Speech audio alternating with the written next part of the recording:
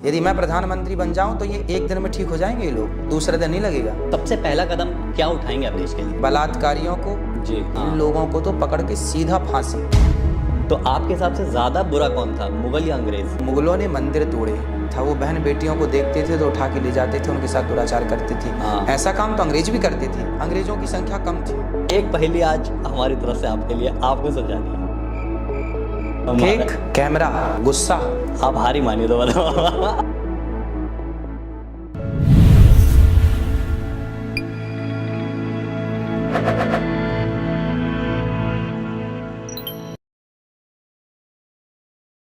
Hello and welcome दोस्तों, and बहुत बहुत स्वागत है आपका हमारे शो में, शो बी हिट।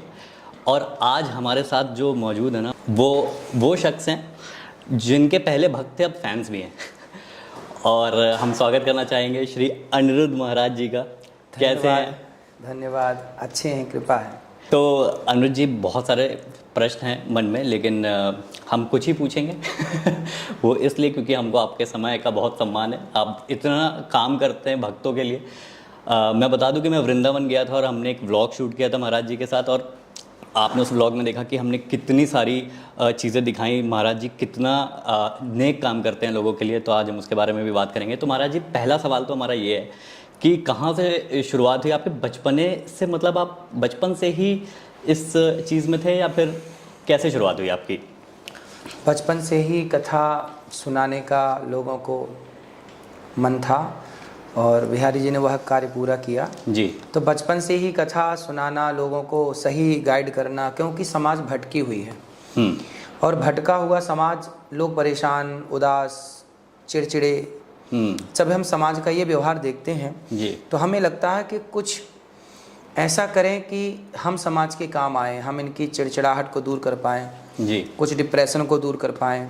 बचपन से ही मैं लोगों के साथ बैठ के उनके तनाव को दूर करने का प्रयास करता रहता था, लोगों को खुश करने का प्रयास करता रहता था, और साथ में हमें कुछ सीख मिले, और सबसे उत्तम सीख शास्त्रों से मिलती है जी। तो मैंने उस रास्ते को पकड़ा कि शास्त्रों का अध्ययन करके समाज को एक सही मार्गदर्शन मिले, यही आपके लिए कल्याणकारी है।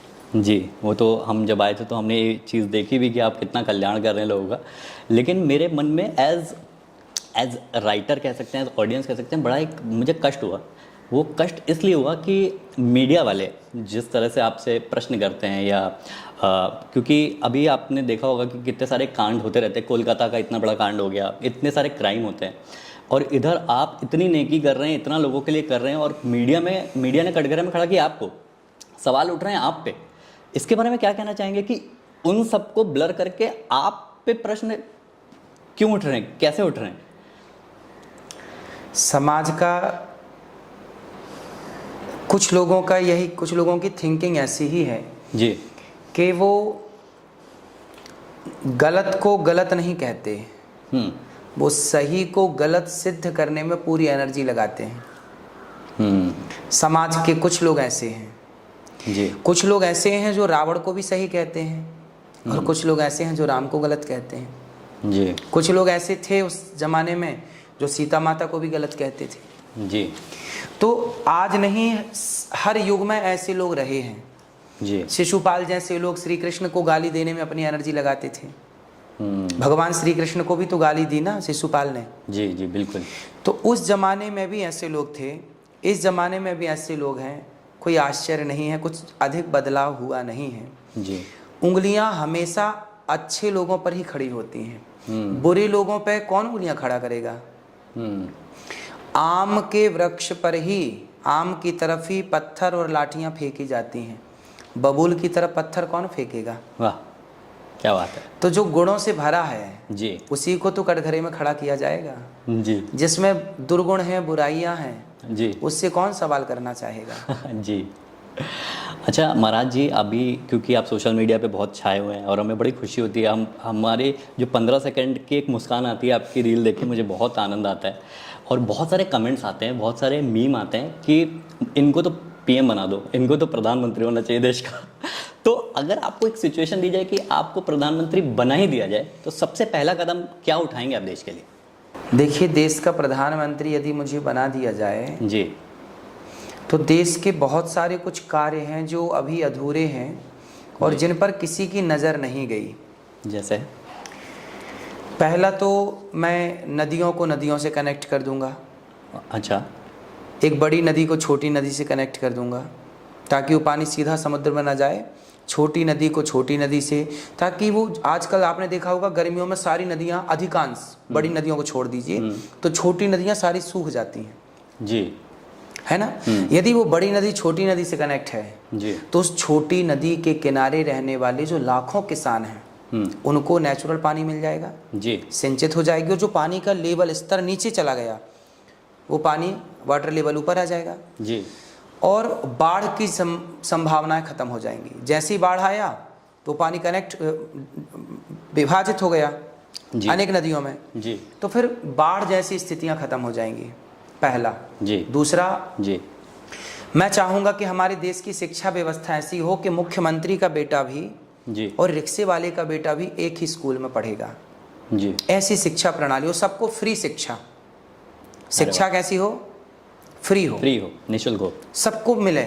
आज सामान्य व्यक्ति तो पढ़ ही नहीं पाता ना जी, इतना महंगा कॉलेज, इतनी महंगी फीस, इतनी महंगी कोचिंग कौन जी, करेगा? जी, तो शिक्षा का अभाव है हमारे देश में। अब आप कहेंगे कि सरकारी स्कूल तो हैं, पर सरकारी स्कूलों की स्थिति आप देख लीजिए। अरे हमने एक समानता दे दी कि मुख्यमंत्री का बेटा, सही बात है, प्रधानमंत्री का बेटा और रिक्शे वाले का बेटा एक स्कूल में पढ़े, तब समानता है। हाँ, सरकारी स्कूल में तो जाके लगता है फिर पैसा दे ही दो, इससे अच्छा है प्राइवेट में हाँ। पढ़ाओ। तीसरा, जी, स्वास्थ्य। जी, स्वास्थ्य फ्री होना चाहिए सबका। जी, और चौथा काम है ना, हमारे देश में जो डाकू हैं उन डाकुओं का खात्मा हो। किस तरह के डाकू हैं जिनका खात्मा करना चाहते हैं आप? अब देखिए डाकू किस प्रकार के हैं। जी, जैसे आपने फ्लाइट की टिकट कराई, जी, आपको दिल्ली जाना है, जी, मुंबई से जी, दिल्ली की आपने फ्लाइट की, फ्लाइट का खर्चा आया 10,000 रुपये, उदाहरण 10,000 रुपये की आपने टिकट की। अचानक हुआ क्या कि आप नहीं जा पा रहे हैं, तो फिर आपका भाई का है कि चलो मैं नहीं जा पा रहा हूँ पर तू चला जा, छोटा भाई चला जाए या मेरा दोस्त चला जाए। जी, बिल्कुल। तो भाई टिकट तो कट ही चुकी है, 10,000 तो लग ही चुका है जी, तो चाहे मैं जाऊं या मैं वो टिकट दे करके, मेंशन का ऑप्शन होना चाहिए कि भाई मेरी जगह भी ये जाएगा, जी, तो वो जाए। अब वो वापसी नहीं होता पैसा, 1,000-2,000 वापसी होगा, 8,000 का नुकसान है। हाँ। क्यों? बिल्कुल, क्या ये डाकू नहीं है? बिल्कुल, ये चोरी नहीं हो रही है? पब्लिक का पैसा। भाई चलो आज मैं विचार कर रहा हूँ कि मुझे किसी काम से दिल्ली जाना है, पर अचानक मेरा यहाँ काम आ गया, तो मैं अपने भाई को भेज दूँ, हाँ। मैं अपनी पत्नी को भेज दूँ, उसी टिकट पे मैं अपनी माँ को भेज दूँ। जी, ऑप्शन होना चाहिए, बिल्कुल होना चाहिए, नहीं होना चाहिए। बिल्कुल, बिल्कुल। तो ये होना चोरी चाहिए। है? ये चोरी है, ये बहुत चोरी नहीं, ये डाकू हैं, लुटे रहे हैं ये लुटेरे हैं, ये लूट रहे हैं। दूसरा, जी, आपने ट्रेन का रिजर्वेशन कराया, ट्रेन का रिजर्वेशन कराया, जब आपने टिकट कटा ली है जी, तो आप नहीं जा पा रहे हैं, आप किसी भाई को भेज रहे हैं या किसी और को भेज रहे हैं, तो आप उसी टिकट से भेज दीजिए। इसमें क्या बुराई है? ये हर जगह आई थिंक ऐसा हो गया है कि फ्लाइट में या ट्रेन में कि लूट लेते हैं, मतलब पैसा किसी और को जाने नहीं देते हैं। बिल्कुल क्यों सही नहीं बात जाने है। देना? जाने देना भाई, सब जाओ। जी, भाई टिकट तो कटी है, चोरी तो नहीं कर रहे हैं ना। जी, बिल्कुल। भाई मेंशन पहले एक ऑप्शन होना चाहिए, कॉलम होना चाहिए कि भाई हाँ। आप नहीं जा पा रहे हैं तो ये जा रहे हैं, उसका आधार कार्ड लिंक कर दिया जाए तुरंत कि भाई इसकी जगह ये, जी, जी, जी, खत्म बात। हाँ। अच्छा, क्यों? ये ऑप्शन होना चाहिए। जी, बिल्कुल होना चाहिए, बिल्कुल मैं सहमत हूँ इससे आपकी क्या बात से। होगा कि जो एक सामान्य व्यक्ति का नुकसान हो रहा है, वो नहीं होगा, क्योंकि बिल्कुल मिडिल क्लास या लोअर मिडिल क्लास भी आजकल फ्लाइट से ट्रैवल करते हैं और उनके लिए 5,000 10,000 बड़ी बात होती और देखिए फ्लाइटों में क्या है कि आप एक महीना पहले टिकट करा लीजिए तो आपके 2,500 रुपये की टिकट हो जाएगी, 3,000 की हो जाएगी। जी। और आपको एक दिन पहले टिकट कराना है तो वो 15,000 की टिकट होती है फ्लाइट की। जी, क्यों? बिल्कुल। मतलब आप तो मौके का फायदा ले रहे हैं। जैसे बारिश होती है मुंबई में तो कैब की जो सर्विस होती है वो अचानक की 250 रुपये से 750 950 पहुंच क्यों? जाती है। इस पर रोकथाम होना चाहिए ना भाई। मजबूरी का फायदा है। अब भाई मैं संकट में पड़ गया तो आप मेरी मजबूरी का फायदा उठा इससे लेंगे। तो मुझे पूरा कोरोना काल याद आ गया, जहाँ पे मजबूरी में लोगों के साथ कितना लूटपाट हुई है, अंधा ये पैसा। गलत है, ये सरकार खुली आंखों से देख रही है। जी, जी, जी, जी, यदि मैं प्रधानमंत्री बन जाऊं तो ये एक दिन में ठीक हो जाएंगे ये लोग, जी। एक दिन में, दूसरा दिन नहीं लगेगा। आप चुनाव में खड़े हुए, हम वोट करेंगे आपको। अच्छा, दूसरा तो प्रश्न ये है कि देखिए प्रधानमंत्री बहुत बड़ी पदवी है और बहुत बड़ी जिम्मेदारी है। एक तो आप ये वाली लूट रोकेंगे जो प्राइवेट सेक्टर और गवर्नमेंट सेक्टर कर रही है। एक जो हमारे देश में ना रुकने वाले दंगे सदियों से चले आ रहे हैं, उसको रोकने के लिए क्या कदम उठाएंगे आप? उसके लिए भी मेरे पास प्लान है जी। दंगे वालों को,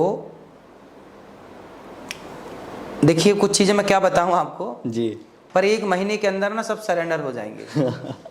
1 महीना लगेगा ज़्यादा से ज़्यादा। जी। सबके माथे पे लिखवा दूंगा अच्छा। कि यदि तुमने गलती की हाँ। तो सीधा चौराहे पे खड़ा करके फांसी दूंगा। वाह। कोई और सज़ा नहीं है। बलात्कारियों को जी। और दंगा फसाद करने वालों को, गरीबों के घर जलाने वालों को, जी। बेवजह लोग सरकारी गाड़ियों पे आग लगा देते हैं, ट्रेनों पे आग लगा देते हैं, इन लोगों को तो पकड़ के सीधा फांसी। हाँ, तुम सरकारी संपत्ति को नुकसान कैसे पहुंचा रहे? तुम्हारे बाप की है? सही बात है। तुमने किसी के घर में आग क्यों लगा दी? अब तुम्हारे को चौराहे पर खड़ा करके फांसी दे। छोटे छोटे बच्चों का अपहरण कर लेते हैं, मन मुताबिक पैसा मांगते हैं, बहनों को छेड़ते हैं, तो सीधा ऐसे क्या है, जनसंख्या नियंत्रण भी हो जाएगा, क्राइम भी रुक जाएगा। बिल्कुल, ये 2 in 1 ऑप्शन है। 2 in 1। मैं तो जेल का ऑप्शन रखूंगा ही नहीं। सही। और सारे जेलों में ताला नहीं, करो तुरंत और तुरंत हिसाब जेलों की जगह आप गौरी गोपाल आश्रम के फ्रेंचाइज बनाइए। चोरी करने वालों के सीधे हाथ। हाँ। तो आपको लगता है कि सऊदी अरब का जो नियम है वो अच्छा है? मतलब उधर मैं का वहाँ के बारे में नहीं जानता, मैं अपने शास्त्रों को जानता हूँ कि हमारे शास्त्रों में ऐसा विधान था। जी। चोरी करने वाले के हाथ काट लिए जाते थे जी। गलत करने वालों को मृत्युदंड दिया जाता था जी। और जेल में ना करोड़ों का खर्चा तो सरकार का कैदियों को पालने में हो रहा है। सही बात है। अब आपने देखा वो कसाब को छोड़ने, कसाब ही था ना? हाँ। कसाब को छोड़ने में हमारी वो हाईजैक कर लिया था प्लान को। नहीं, कसाब ने 26/11 का अटैक किया था मुंबई में। लेकिन उसको फांसी देने में उनको कई वर्ष लग गए। एक वो भी एक आतंकवादी को छोड़ने के लिए ना प्लान, फ्लाइट को वो किया था, हाईजैक कर लिया था आतंकियों ने। बिल्कुल बिल्कुल। ये घटना है क्यों? देखिए आतंकवादियों को फांसी देने में 20 साल लग रहे हैं। हाँ। जबकि सिद्ध है कि आतंकवादी। और आप जैसे संत किसी को जो है 35,000 लोग आपके गौरी गोपाल आश्रम में खाते, तो उनको मीडिया में खड़ा कर दिया जाता है कि आपकी हिम्मत कैसे हुई। मतलब मैं तो हिम्मत की दाद देता हूँ उन लोगों की जो ऐसे काम कर रहे हैं। आतंकवादियों को 20 वर्ष और जो संत हैं उनको कटघरे में खड़ा किया। ये कैसा, शायद इसी कलयुग की बात हुई हमारे शास्त्रों में। बिल्कुल बिल्कुल। तो महाराज जी, एक प्रश्न ये है कि आप से हमें दिलचस्प सवाल पूछने का बड़ा मज़ा आता है, क्योंकि हम तो आपको देखते देखते अब जो है हमारे इतने अच्छे हमारे दिन हो गए। तो अगर आपको एक टाइम मशीन दी जाए, है ना, कि आप ये जो एरा चल रहा है 1947 के बाद, उसको हटा दिया जाए और आपको 2 ऑप्शन दिए जाएं कि आप अंग्रेज़ के एरा में रहना चाहेंगे कि मुगलों के, तो आपके हिसाब से ज़्यादा बुरा कौन था, मुगल या अंग्रेज़? आप तो इतने विद्वान हैं, आपने इतनी पढ़ाई की है, हमारे भारत का पूरा इतिहास आपको पता ही है। देखो बुरे तो दोनों थे जी। यदि ज़्यादा कम की बात की जाए तो ज़्यादा नुकसान मुगलों ने पहुंचाया है। अच्छा। ज़्यादा क्षति भारत को मुगलों ने पहुंचाई। मुगलों ने मंदिर तोड़े जी। मुगलों ने भारतीय संस्कृति को तबाह करने के लिए गुरुकुलों को उजाड़ा जी। मुगलों ने धर्म परिवर्तन तलवार की नोक पे कराने का प्रयास किया जी। इसलिए मुगलों ने ज़्यादा आतंक मचाया था। दोनों ही बुरे थे, अंग्रेज और मुगल दोनों ने शासन किया भारत पर, लेकिन अत्याचार मुगलों का ज़्यादा था। वो बहन बेटियों को देखते थे तो उठा के ले जाते थे, उनके साथ दुराचार करते थे। ऐसा काम तो अंग्रेज भी करते थे जी। पर अंग्रेजों की संख्या कम थी, मुगलों की संख्या ज़्यादा थी। उन्होंने जो किया है उसका आज तक हम लोग उसका भुगतान भोग रहे हैं। जी। जी। अच्छा, जैसे बहुत सारी फिल्मों में बताते हैं, मैं खुद भी बॉलीवुड का राइटर हूँ, लेकिन मैं उस तरह पे उस चीज़ पे पता नहीं विश्वास शायद नहीं रखता हूँ, लेकिन मैंने बहुत सुना है ऐसा कि बंदों में ही दिक्कत होती है, क्योंकि गीता में जो लिखा है, कुरान में लिखा है, बाइबल में लिखा है, वो सब सेम लिखा है। तो क्या आपका ये मानना है कि क्या वाकई सेम लिखा है? क्योंकि नहीं, सेम तो नहीं लिखा। हमारे वेदों में लिखा है कि पृथ्वी गोल है, हाँ, जबकि कुरान बाइबल में लिखा है कि पृथ्वी चपटी है। अच्छा जी। तो साइंटिफिक विज्ञान ने भी यही कहा कि पृथ्वी गोल है। भूगोल हमारे यहाँ एक पाठ है जी, भूगोल। हाँ, शुरुआत से हम भूगोल ही पढ़ते हैं। हाँ, पृथ्वी गोल है। हाँ, लेकिन बाइबल और कुरान अलग कुछ कहती है जी। तो यहाँ मैच नहीं करता हमारी विचारधारा। हमारी विचारधारा साइंटिफिक है जी। जो विज्ञान कह रहा है वही हमारे वेद पुराण कहते आए हैं जी। तो हमारी विचारधारा विज्ञान से मैच करने वाली है। औरों की विचारधारा कैसी है मैं नहीं जानता जी। अच्छा, हमारे सनातन के भविष्य पुराण में भी क्या कहीं जिक्र था कि आगे ऐसे जाके जो है इतना धर्मों में बंटवारा हो जाएगा पूरी दुनिया में? बहुत सूक्ष्मता से पढ़ेंगे तो भागवत जी में ही वर्णन है बहुत सारी चीज़ों का। कलयुग का वर्णन जब पढ़ेंगे जी तो निश्चित ही सब मिलता है कि आने वाले कलयुग में क्या होगा। भय वर्ण संकर सब भिन्न से तु सब लोग, ये जी। गोस्वामी जी उत्तरकांड में लिख रहे हैं कि भय वर्ण संकर सब, अधिकांश कलयुग में लोग वर्ण संकरी हो जाएंगे। वर्ण संकरी क्या, आज जो लिव इन चल रहा है इससे जो संतानें होंगी ये सब वर्ण संकरी होंगी। तो वर्ण संकरता फैलेगी, और वर्ण संकरता फैलेगी तो वो इंसान का दुश्मन होता चला जाएगा। जी वर्ण संकरी संतान से क्या नुकसान है, वो इंसान का इंसान दुश्मन खड़ा हो जाएगा, मानव जाति के लिए मानव जाति ही दुश्मन हो जाएगी। जी जी। अच्छा, एक हमारे हिंदुस्तान में आप जैसे संत हैं जो कि क्रियाओं से बहुत सारी चीज़ें प्रकट करते हैं कि नहीं भाई हम तो खाना खिलाएंगे गरीबों को, हम तो पढ़ाएंगे। और एक धीरेन्द्र शास्त्री जैसे हमारे संत हैं जो कि घर वापसी के उसमें लगे हैं कि नहीं हम अपने भाइयों को वापस लेके आएंगे। तो आपके दिमाग में ऐसा भी कुछ है कि नहीं हमको वापस से लेके आना चाहिए जो भटक गए? कई लोगों को तो हम लाए भी हैं। अच्छा। कई लोगों को कथा सुना करके जो धर्म परिवर्तन हिंदू लोग कर चुके थे उनकी पुनः घर वापसी कराई है। कई लोग ऐसे हुए हैं, कई लोग आए हैं और कथा सुन के बहुत लोगों ने वापसी कर ली। जी। तो जितना हो सकता है उतना तो सेवा समाज की हो ही रही है, सनातन की। नहीं, बिल्कुल बिल्कुल हो रही है। अच्छा, आपके हिसाब से अभी इस वक्त प्रेजेंट सिचुएशन में भारत को किन 3 चीज़ों से खतरा है कि ये तो नहीं होना चाहिए वरना भारत जो है वो मतलब एक विलुप्त हो जाएगा एक दिन? तो खतरा किस चीज़ों से आपको लगता है देश को है? पहला खतरा तो भारत को है बढ़ती जनसंख्या से। जी। जो एक तबके की जनसंख्या तेजी से बढ़ रही है, सरकार को बहुत जल्द जनसंख्या नियंत्रण कानून लाके खड़ा करना चाहिए और सबको उसका पालन करना चाहिए। यदि आप जनसंख्या नियंत्रण कानून का पालन नहीं करते तो आपको वोट देने का अधिकार छीन लिया जाए जी, और आपकी उस संतान को भी वोट देने का अधिकार नहीं मिलेगा। ऐसे एक कानून लाके खड़ा करना चाहिए। सबसे बड़ी अभी तो चिंताजनक बात बढ़ती हुई जनसंख्या है जी। दूसरी बात यह है कि भारत को कन्वर्जेशन से बचाना है। दूसरी बात यह है कि जो तेजी से धर्मांतरण हो रहा है इस धर्मांतरण को रोकना चाहिए। इसके लिए सरकार को एक ठोस कदम बढ़ा लेना चाहिए, एक कानून पास कर देना चाहिए कि आप धर्म परिवर्तन नहीं करेंगे। यदि आप धर्म परिवर्तन करते हैं, हमारे गीता में लिखा है कि स्वधर्मे निधनम श्रेयः पर धर्मो भयावह। जी। अपने धर्म में रह के मर जाना अच्छा है, हाँ। पर अपने धर्म का परित्याग। गुरु गोविंद सिंह जी के दोनों बच्चों को दीवार में चुनवा दिया गया मुगलों के द्वारा।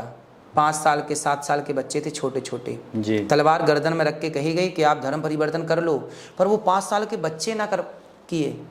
ये धर्म से प्यार है कि मर गए, शहीद हो गए, दीवार में चुनवा दिए गए, लेकिन उन्होंने अपने धर्म को, अपनी संस्कृति को नहीं छोड़ा।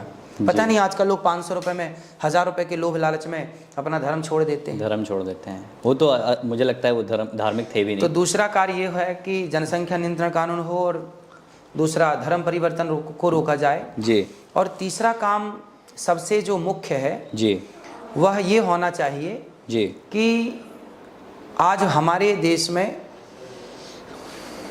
एक ऐसी व्यवस्था हो कि हमें कहीं भी जाओ आओ, बहन हो, बेटी हो, पुरुष हो, असुरक्षा फील ना हो कि जी हम असुरक्षित हैं। मतलब पूरा भारत पूरब से पश्चिम, उत्तर से दक्षिण एक सुरक्षा कवच हो।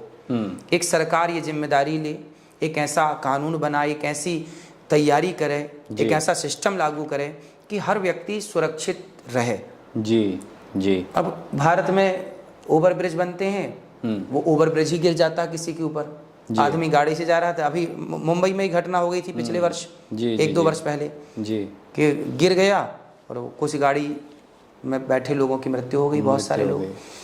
तो इन सब चीज़ों से जैसे ट्रेन हादसा होता रहता है जी, कहीं ओवर ब्रिज गिर रहे हैं, कहीं कुछ भी, सड़कों में नगर पालिका गड्ढे खोदती है सड़क के बीच में सीवर के लिए, फिर उसके बंद नहीं करती जी, लोग बरसात में गिर के मर जाते हैं, छोटे छोटे बच्चे गिर जाते हैं जी। तो भारत में आप कहीं भी खड़े हो ना, ऐसा लगते नहीं कि सुरक्षित हैं। तो सबसे तीसरी बात यह है कि हम सरकार से ये चाहेंगे कि हमें चारों ओर भारत में पूरब से पश्चिम, उत्तर से दक्षिण एक सुरक्षा का माहौल होना चाहिए। एक ऐसी व्यवस्था हो कि सड़क बने तो सड़क अच्छी बने, जी सीवर का काम हो तो प्रॉपर काम हो कि उसका ढक्कन बंद किया जाए, खुला छोड़ देते हैं ढक्कन, आपने सुना होगा सब। जी बिल्कुल बिल्कुल देखा है। लोग गिर जाते हैं, कई गिर लोग जाते हैं, निर्दोष मर बारिश। जाते हैं, अब उनका क्या दोष था। हाँ नहीं, रास्ते की लूटपाट भी, आप यकीन नहीं मानेंगे महाराज जी, हम वृंदावन में जब आपसे मिलने आए थे तो जब वापस दिल्ली एयरपोर्ट जा रहे थे तो रास्तों में कुछ लुटेरों ने हमारी कार पे अटैक किया, लूटने की कोशिश की ग्रेटर नोएडा साइड में। वो तो हमारे गनर्स थे तो उन्होंने कुछ थप्पड़ मारा और वो लोग चले गए। लेकिन मैंने सोचा कि कितनी असुरक्षा है ग्रेटर नोएडा साइड में या फिर पूरे भारत में कहीं पे भी बिल्कुल इस तरीके की। आजकल आप जा रहे हैं, चैन खींच के लोग भाग जा रहे हैं, आपका मोबाइल लेके भाग जा रहे हैं। इन लोगों को एक तरफ बंद करके सीधा तरीके से दंड दो। जनसंख्या, ऐसे लोगों को तो जरूरत ही नहीं रखने की, ये तो बोझ है धरती की। सही बात है, इनको तो सीधा ऊपर वो आपने पहुंचाओ। सही बोला कि जनसंख्या भी कम हो रही है और वो भी कम हो रहे हैं, तो टू इन वन हमारा काम हो रहा है। ऐसे लोगों को सीधा मृत्यु दंड हो जी, जो गलत काम कर रहे हैं। इससे क्या होगा कि सब कचरा हट जाएगा। सब कचरा हट जाएगा। अच्छा, आप एआई के बारे में आपने सुना होगा, आर्टिफिशियल इंटेलिजेंस आजकल दुनिया में बहुत छाई हुई है। हमने आपका ही एक वीडियो देखा जिसमें होठ तो आपके चल रहे हैं, आवाज़ भी आपकी है, लेकिन बात आपकी नहीं है। राधे राधे रोनाल्डो जी। गुरुजी, मैसी मेरी बीवी के पीछे पड़ा हुआ है। आपकी बीवी का फोटो दिखाइए। ये देखिए गुरुजी। इसकी माँ का क्या हुआ गुरुजी? ये तो बड़ी समस्या है। कुछ कीजिए गुरुजी।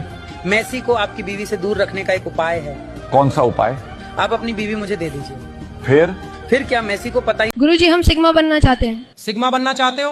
हाँ गुरुजी। बिल्कुल बना देंगे। थॉमस शेल्बी को हमने ही सिग्मा बनाया था। तो हाँ, बहुत तो सारे मिसयूज ऐसे- है ये लोगों हाँ। के द्वारा, चीज़ों का ना मिसयूज होता है। जी, इसलिए हमें इन चीज़ों से बचना चाहिए। और जो एआई को हैंडल करते हैं, हाँ। ये उनकी जिम्मेदारी है कि सही चीज़ तो आए, जी। गलत चीज़ों को आप ही रोकिए। आप ही रोक सकते हैं इसे। तो आपको लगता है कि ताकत तो है एआई? ताकत तो है, बहुत सारे काम हो रहे हैं, बहुत सारे काम आगे होंगे। हाँ, अच्छी चीज़ है, लेकिन देखो कहीं अच्छी चीज़ आपका नुकसान ना कर दे, घातक, कहीं ये मानव जाति की दुश्मन ना बन जाए, कहीं परेशान ना हो जाए लोग। तो इन सब चीज़ों का भी ख्याल रखना हाँ, चाहिए। मुझे लगता है कि जैसे अग्नि भी होती है, उससे भाई चूल्हा भी जलता है और चिता भी जलती है, तो वो तो आप उसका कर क्या रहे हैं उस पर बहुत सारी चीज़ें निर्भर करती हैं। भाई आग ना घर चलाने के लिए होती है। जी चूल्हा जलेगा तो आपका पेट पलेगा। जी। तो आग घर चलाने के लिए तो हो, हाँ। आग घर जलाने के लिए ना हो। तो क्या बात एआई है। जीवन को चलाने के लिए तो हो, जीवन को जलाने के लिए ना हो। जी जी मानव जाति की रक्षा तो करे, भक्षण ना कर जाए। जी जी। आपने इतने शास्त्र पढ़े हैं, आपने महाभारत भी पढ़ाई है। अगर आपको कोई एक कैरेक्टर करना हो महाभारत का रियल लाइफ में, अगर आप ईश्वर आपसे पूछे कि भाई ये कैरेक्टर हम आपसे करवाएंगे इस जन्म में, तो अब वो कौन सा कैरेक्टर होगा जो आप करना चाहते हैं? आपका फेवरेट कैरेक्टर महाभारत का? महाभारत का? जी। पूरे महाभारत में तो भगवान श्री कृष्ण ही मुख्य रूप से रहे, लेकिन भगवान ने ज़्यादा समय अर्जुन को दिया। जी। तो महाभारत में अर्जुन को कृष्ण का सानिध्य प्राप्त हुआ। तो भगवान का सानिध्य जहाँ प्राप्त हो वो कार्य करना अच्छा लगेगा मुझे, कि प्रभु का सानिध्य मिलेगा। वाह, क्या बात है। अर्जुन ने भी कृष्ण के, इसलिए कृष्ण की सेना नहीं मांगी अर्जुन ने। हाँ, स्वयं श्री कृष्ण ही मांग लिए। क्योंकि हम युद्ध जीतना ही नहीं चाहते। हमें युद्ध जीतना नहीं, हमें तो आपके साथ रहना है। इसी बहाने आपका हमें दर्शन होगा, आपका हाँ। बार बार हमें दरस परस होगा, इसलिए। बाकी फिर जब प्रभु हैं तो युद्ध तो जीत ही गए अर्जुन। अच्छा महाराज जी, इतने मीडिया वाले आपके अब इंटरव्यूज़ करते हैं और इतना आपको गुस्सा दिलाने की कोशिश करते हैं, तो मैं पूछना चाहता हूँ कि आखिरी बार आपको गुस्सा आया कब था? वो कोई किस्सा है क्या आपका? गुस्सा नहीं आता, गुस्सा मैं करता हूँ व्यवस्था बनाने के लिए। देखो क्रोध अच्छी चीज़ है। जी। भीष्म पितामह को क्रोध करना था दुशासन पर, जब साड़ी उतारी जा रही थी। द्रौपदी की। क्यों नहीं किया गुस्सा आपने? आप चुपचाप बैठे रहे, इसलिए महाभारत हुआ। गुस्सा करना अच्छी बात है जी। वहाँ करिए जहाँ ज़रूरत है। आप हमें गुस्सा दिलाएंगे तो हम गुस्सा क्यों करेंगे? जी यदि आपके हिसाब से हम चलने लग गए तब तो फिर काम बिगड़ जाएगा। जी। इसलिए गुस्सा मुझे तब आए जब मैं चाहूँ। गुस्सा मुझे तब ना आए जब आप चाहें। वाह। आपके चाहने से मुझे गुस्सा क्यों आए? गुस्सा मुझे आए तब जब मैं चाहूँ, मतलब मेरे पे मेरा कंट्रोल होना चाहिए, क्या बात। मेरे मन पे मेरा इतना कंट्रोल तो हो कि मैं अपने गुस्से को काबू कर सकूं। जी। मैं ऐसा नहीं हूं कि आप मुझे गुस्सा दिला देंगे तो मुझे गुस्सा आ जाएगा, आप दिलाते रहिए। वाह। लोग मुझे न्यूज में बुला के कितना कुछ कहते हैं, हाँ। मैं अपनी वो आपको नहीं है, हमें आ गया, तो हमने कहा कि नहीं, हम आपका अब जो है इसके मैं बाद गुस्सा लोगों के दिलाने से नहीं करता, मैं आपकी उंगलियों पर नहीं नाचता, बिल्कुल मैं आपके इशारों पे नहीं नाचूंगा। क्या मुझे गुस्सा दिला दें तो मैं गुस्सा हो जाऊं? नहीं, मैं गुस्से में कुछ उल्टा सीधा बोल दूं तो आपको मजा आ जाए। मैं एक बॉलीवुड का लेखक हूँ, बहुत सारी फिल्में शोज हमने लिखे हुए हैं। तो अब बॉलीवुड ने कश्मीर फाइल्स और केरला फाइल्स जैसी भी फिल्में बनाई, तो बॉलीवुड की क्या गलती है, उससे नफरत तो क्यों? बॉलीवुड की हजारों फिल्मों में केवल आपने 2 गिना दी, कश्मीर और केरला, जी। तो 2 ही तो थी, हाँ बाकी तो जितनी हजारों सब नाश करने वाली हैं। अब बॉलीवुड क्या कहता है, तू हाँ कर या ना कर, तू है मेरी किरण। मतलब लड़की चाहे हाँ करे चाहे ना करे, तुम्हें तो बस ये तो मुगल हो गया। तो ये तो कन्वर्ट करा रहा है, ये कौन बॉलीवुड करा रहा है? तो ये बॉलीवुड गाना है ना बॉलीवुड का, हाँ, नहीं बिल्कुल है। तू हाँ कर या ना कर, तू है मेरी किरण। हाँ, पिक्चर आपको का नाम भी डर है जो लड़की में बसा है। फिर अब पिक्चर के नाम तो मुझे नहीं पता, लेकिन ये गलत चीज है। ये बॉलीवुड क्या बेच रहा है, दाने दाने में केसर कदम, बच्चे गुटखा खा रहे गुटखा हैं, खा रहे हैं। जंगली रमी डाउनलोड करा रहे हैं, हाँ, सही बात है। लाखों रुपए बच्चे हार गए, माँ बाप का पैसा चोरी कर करके जुआ खेल गए, माँ बाप की तो सारी कमाई बच्चे हार गए। अब उनसे जाके पूछो जिनका बच्चा जुआ में लाखों हार गया है, इनका तो क्या है, ये तो गुटखा तंबाकू बेच रहे हैं, सही बात है। ये तो जुआ बेच रहे हैं, नहीं, तो बिल्कुल ये तो अंडे बेच रहे हैं, संडे हो या मंडे। रोज खाओ अंडे। अब देखो, हाँ। अब ये नहीं कह रहे हैं कि भाई गन्ने का जूस पियो, ताकि गन्ने का किसान आत्महत्या ना करे। वाह। गन्ने का किसान आत्महत्या कर रहा है, ये गन्ने के जूस का प्रचार नहीं कर रहे हैं, फलों के रस का प्रचार नहीं कर रहे हैं। एक अच्छी चीज का प्रचार करते आपको कोई बॉलीवुड का मिला हो तो बता दो। कोई भी फिल्म शुरू होती है ना, तो सबसे पहले अक्षय कुमार आके कहते हैं कि हीरोगिरी फूफू करने में नहीं है, तो क्या वो अच्छा संदेश दे रहे हैं आपके हिसाब से? अक्षय कुमार तो खुद गुटखे का प्रचार कर रहे हैं, दाने दाने में केसर कदम। तब इनकी अक्ल नहीं थी कि गुटखा गलत चीज है, अब आके कह रहे हैं कि गलत है, तब कहाँ अक्ल गई थी? लेकिन अब मुझे लगता है कि थोड़ा प्रचलन आ गया है। तो महाराज जी, एक चीज़ अब हम आपकी जो सबसे ज़्यादा वायरल चलती है कि 70 में क्या जोड़ दो कि 17 हो जाए, 50 में ऐसा क्या जोड़ दो कि 25 हो जाए। एक पहेली आज हमारी तरफ से आपके लिए, आपको सुलझानी है, ठीक है? तो बताइए क्या चीज़ है? कान है पर बहरी हूँ, मुंह है पर गूंगी हूँ, आंखें हैं पर अंधी हूँ, बताइए क्या है? आंखें हैं पर अंधी हूँ, कैमरा? नहीं। कैमरा की आंखें हैं। कान है पर बहरी हूँ, तो ये सब सुन रहा है। हाँ तो सुनता तो है पर बहरा है। बट ये तो सुन पाता है। कान है पर बहरी हूँ, मुंह है पर गूंगी हूँ, आंखें हैं पर अंधी हूँ, बताओ मैं क्या हूँ? मोबाइल आप हार ही मानिए तो बताओ। है? तो आप बताइए क्या है? खेलने वाली गुड़िया। अच्छा ठीक है, एक और। नाक पर चढ़कर कान पकड़कर लोगों को पढ़ाती हूँ, बताओ मैं क्या हूँ? नाक पर चढ़कर कान पकड़कर लोगों को पढ़ाती हूँ, लोगों को पढ़ाती हूँ, क्या हूँ? बताइए। नाक पर चढ़कर गुस्सा? नहीं। नाक पर चढ़ जाता गुस्सा। लेकिन तो- कान नहीं पकड़ता है। ये 125 करोड़ आवाम की तरफ से लग रहा है मैं आया हूँ। आपके ये तो सामने पहेलियां हैं, इनको लंबा समय लगता है सुलझाने नहीं, में। बिल्कुल बिल्कुल सही बात है। चलिए मैं आपको हेल्प कर देता हूँ। ऐनक। ऐनक। ठीक, क्योंकि अब आप 2 अगर नहीं दे पाए तो एक और पूछता हूँ आपसे। ठीक है, ठीक है, मुझे लगता है ये तो आप बता ही देंगे। हाथ आए तो 100 काटे, जब थके तो पत्थर चाटे। हाथ है तो 100 काटे, 100 कांटे, 100 काटे, और जब थके तो पत्थर चाटे, बताओ मैं क्या?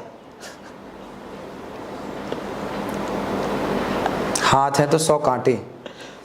अच्छा, 100 काटे, उसमें मात्रा नहीं ऊपर, चंद्रबिंदु होती है ना, वो नहीं है। हाथ आए तो 100 काटे। अच्छा। 100 काटे, काटने का? हाँ हाँ, आप करीब हैं। अरे वाह, केक? हाँ, केक? लेकिन जब थके तो पत्थर चाटे, ये कैसे होगा? अच्छा ठीक है, मैं आपको बहुत परेशान नहीं करूंगा, आप हमारे लिए बहुत इंपॉर्टेंट संत है हमारे हिंदुस्तान के लिए। चाकू। जब आए तो 100 काटे, जब थके तो पत्थर चाटे, वो घिस के बिल्कुल, उसको बिल्कुल। धार करते हैं। धार। वाह, ये तो बहुत मजा आ गया। आपके पास हम चाहते हैं कि आपकी जो 70 और आ वाली पहेली है वो बहुत फेमस हो गई है, और 50 वाली भी बहुत पहेलियों का फेमस ना है। एक जमाना था, सब दादी लोग, मौसी लोग, हाँ। बुआ लोग पूछती थी बेटा बताओ। अरे आप यकीन नहीं करेंगे, हमने अपने दादी नानियों से पूछा, हमने कहा हम जा रहे हैं अनिरुद्ध आचार्य जी महाराज के पास, आप जानती होंगी। कहते हैं हाँ हाँ, वो जो पहेलियाँ बुझाते हैं। मैंने कहा आपके पास कोई पहेली हो तो बताइए, हम उनसे पूछना चाहेंगे। बहुत सारी ना सिचुएशन के हिसाब से पहेली बन जाती है। अच्छा। हाँ, आप तो मुझे लगता है यूं ही बना लेते हैं। आपके पास है 70 और आ के बाद कोई पहेली आपके मुंह से हमने सुनी नहीं, आपके पास है कोई पहेली? छोटी सी डिबिया में रामबाई बोले, छोटी सी डिबिया में हाँ, रामबाई बोले, बताओ क्या?